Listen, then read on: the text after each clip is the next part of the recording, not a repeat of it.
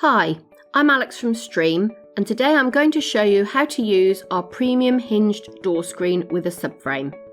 The screen can be fitted internally or externally. This will be decided by the direction your door opens. The screen is hinged into the subframe and is held closed using a magnetic strip that runs around the edge of the door, corresponding with a strip running around the subframe. The mid-bar, positioned in the middle of the screen, not only gives additional strength, but also provides the user something to push against rather than the mesh. It also acts as a handle, giving a minimalistic look. To use the screen, simply pull on the handlebar to detach the magnet, open and walk through the doorway.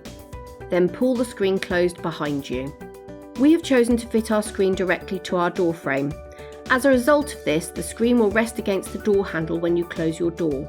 We're happy with this option as the screen is in a sheltered location.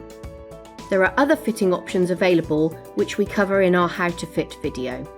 The pins in the hinges allow you to remove the screen for cleaning or when not in use. Simply open the screen and lift.